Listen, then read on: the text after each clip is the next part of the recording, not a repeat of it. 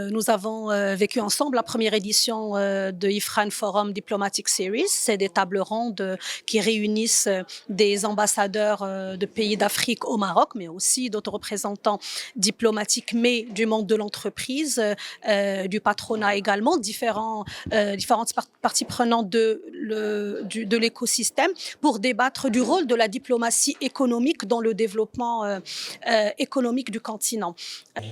Qui touche à peu près tous les domaines, tous les domaines. Alors, je pense que ce forum était une occasion extraordinaire de permettre aux ambassadeurs africains accrédités au Maroc, ainsi que d'autres acteurs qui sont dans le domaine économique et de développement, de pouvoir échanger sur les énormes opportunités qui existent sur notre continent.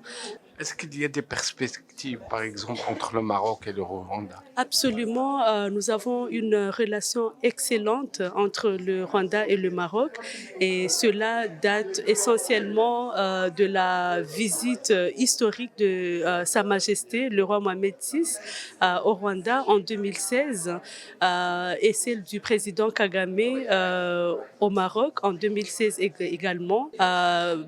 On parle maintenant au moment où l'OCP a ouvert déjà une usine à Kigali.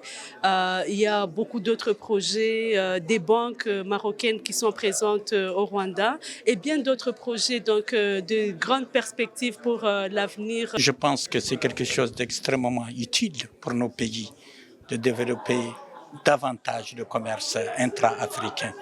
Et la Mauritanie est déjà engagée dans ce domaine. Il y a déjà un exemple entre le Maroc et la Mauritanie, puisque le transport routier est dense, est important et fructueux. Le Maroc est le premier partenaire africain de la Mauritanie. Et les rapports entre le Maroc et la Mauritanie sont extrêmement profonds.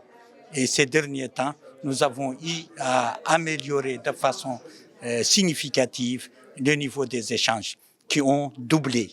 Et ça, c'est grâce à la volonté commune de nos deux chefs d'État, son Excellence le Président Mohamed Ould Cheikh Al Ghazouani et Sa Majesté le roi Mohamed VI. Le secteur privé, on joue un grand rôle dans cette diplomatie économique, mais bon, nous ne sommes pas diplomates.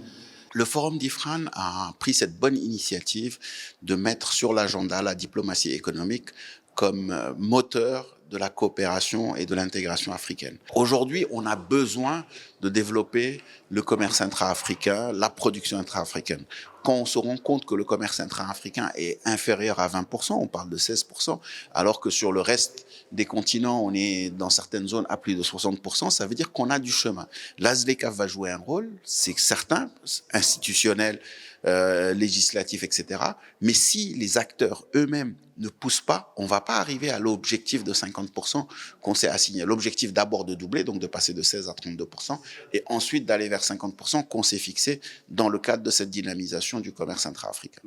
L'importance d'investir aujourd'hui en Afrique. L'importance d'investir aujourd'hui en Afrique parce que c'est le continent de l'avenir. Notre monde devient de plus en plus africain grâce à la démographie, grâce aux ressources naturelles dont regorge le continent africain, mais également grâce à un des plus grands marchés au monde avec la zone de libre-échange africaine qui va demain représenter 54 pays.